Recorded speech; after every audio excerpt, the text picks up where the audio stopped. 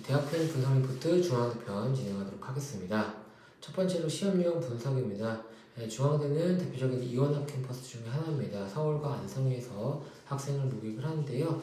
서울은 476명, 안성은 100명 모집을 합니다. 이원학 캠퍼스의 성대처럼 두 캠퍼스 다 공이 높은 점수가 요구되는 학교가 있는 반면 중앙대는 외대와 마찬가지로 서울 안성의 점수 격차가 큰 학교 중 하나입니다. 보통은 안성 캠퍼스 쪽에 지원이 거의 없다라고 보시면 될 것 같습니다. 주요 학과는 인문은 광고, 심리, 자연은 소프트웨어가 주요 학과 중에 하나입니다. 난이도는 영수 모두 최상 난이도를 갖고 있는 학교 중에 하나입니다. 네, 전형 특성 보도록 하겠습니다. 주요 탑8 대학 중에 하나로서 외대, 건대와 더불어서 인서울권 모집 인원 탑3 학교 중에 하나입니다. 주요 특징으로는 인원 쏠림 현상이 심한 학교인데 인문은 경영 경제, 자연은 전화기 소프트웨어 쪽에 학과 인원이 몰려 있습니다. 그리고 자기소개서를 제출해야 되는데 모든 학과에 제출하고 비중의 난이도가 높은 편입니다. 네, 다음은 시험 특징 보도록 하겠습니다. 네, 영어는 어휘 난이도가 높은데 동의어, 생활영어, 관용구 언어가 나오게 됩니다. 문법은 전체 문장 구조 파악 여부를 확인하는 문제가 주로 나오며 논리의 경우 전체 35%가 나오는데 어휘형 문제, 논리형 문제가 혼짓해서 나옵니다. 독해는 문장이 길기 때문에 시간이 많이 소요가 되고 배경 지식이 많이 필요한 문제가 주로 출제가 됩니다. 자연계는 수학고사만 진행이 되는데 올해 가장 큰 이슈가 공과대학과 수학과 시험이 통합이 되는 부분이 있습니다. 그래서 범위와 문항수 그리고 공학수학 2의 비중이 어떻게 바뀔지에 대해서 주요 이슈를 담고 있습니다. 중앙대학교는 전체적으로 시험이 어려운 학교 중에 하나인데 특히나 선형대수학 공학수학 난이도가 높은 편이고 공학수학 2 비중이 높습니다. 그래서 30문제를 60분 만에 풀어야 되는 학교로서 시간이 많이 부족한 부분 확인이 가능합니다. 다음은 모집 인원 분석입니다. 첫 번째 인문부터 보도록 하겠습니다. 주요 학과들이 타 학교와 달리 인원을 꽤 많이 모집하는 걸 볼 수 있고요.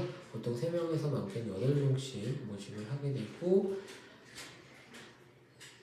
앞서 말씀드린 것처럼 경영학과나 경제학부 쪽에서는 인원 쏠림 현상이 심해서 경영학과가 33명, 경제학부 19명 뽑아서 인문에서 뽑는 게 대략 3분의 1 정도가 몰려있는 부분을 확인할 수 있습니다. 인원은 작년 대비 58명 줄어든 133명 모집하는 부분 확인할 수가 있습니다. 네, 다음은 자연계를 보도록 하겠습니다. 자연계는 앞서 말씀드린 것처럼 주요 학과들의 모집 인원이 상당히 높고요. 전자전기가 44명, 소프트웨어가 35명 뽑는 걸 볼 수 있고요. 여기서 좀 확인하셔야 되는 부분이 여기 나와 있는 생명자연과학부, 식품과학부, 식전생명과학과 같은 경우는 안성 캠퍼스에 위치되어 있기 때문에 이 부분 꼭 확인을 하시는 부분이 필요합니다. 네, 다음으로 이학계열 학과들도 볼 수 있는데 이학계열 학과들도 타 학교에 비해서 많은 인원을 뽑는 걸 확인할 수 있는데요.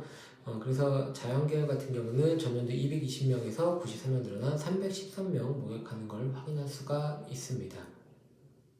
네, 다음으로는 합격자 모의 점수 보도록 하겠습니다. 먼저 인문 일반입니다.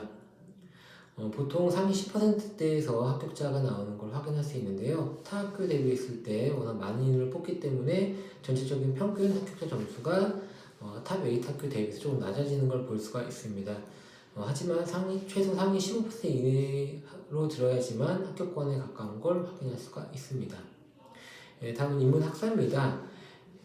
오히려 일반보다 점수가 높은 걸 확인할 수 있는데 일반에서 보다 많은 학생을 뽑기 때문에 오히려 인원이 적은 학사 쪽에서 점수가 높은 걸 볼 수 있습니다. 사회학과는 상위 3% 이내의 점수가 나야지만 합격을 할 수 있었고 보통 상위 10%에서 15% 이내가 나야지 주요 학과에서 합격하는 것을 볼 수가 있습니다. 다음으로는 자연 일반입니다. 자연 같은 경우에도 마찬가지로 워낙 많은 학생들을 뽑기 때문에 실질적인 합격 학생들의 백분위가 떨어지는 것을 확인할 수 있는데 특히나 중앙대 같은 경우에 타 학교와 문제 유형이 다르기 때문에 지금 여기 나와 있는 이 점수대를 갖고 무조건 일반화시키기는 어렵습니다. 근데 보통 상위 10에서 20% 점수에 나온 학생들이 합격한다라고 보시면 될 것 같습니다. 네, 자연계 학사도 마찬가지로 상위 10%에서 15% 정도 학생들이 주요 합격자권에 많이 나와 있고요. 그리고 학생들 선호도가 조금 낮은 에너지 시스템이나 아니면 건설 환경 플랜트 쪽에 점수 쪽 하락폭이 두드러진 부분 확인할 수 있습니다. 네, 정리하겠습니다. 네, 중앙대학교는 대표적인 이원화 캠퍼스로 서울 안성에서 모객을 하고 있는데 안성 같은 경우는 학생들의 선호도가 많이 낮은 편입니다. 영수 공이 시험이 가장 어려운 학교 중에 하나이고 외대 건대가 더불어서 모집 인원 탑3 학교 중에 하나입니다. 그리고 자기소개서를 제출해야 하기 때문에 그 부분 준비를 확실하게 하실 필요가 있고요.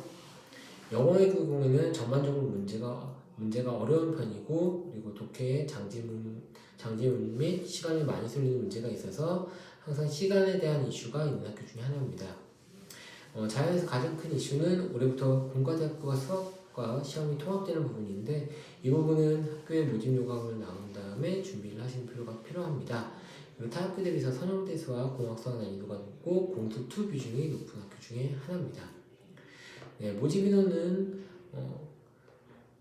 가장 많은 인원을 뽑는 학교에 맞게 주요 학과들에서 꽤나 많은 인원을 뽑게 되지만 그 쏠림이 인문의 경제학부 쪽에 몰려있고 자연 같은 경우에는 기계전자 전기 쪽에 인원이 몰려있는 걸 확인할 수가 있습니다. 다음으로 합격자 모의고사 점수입니다.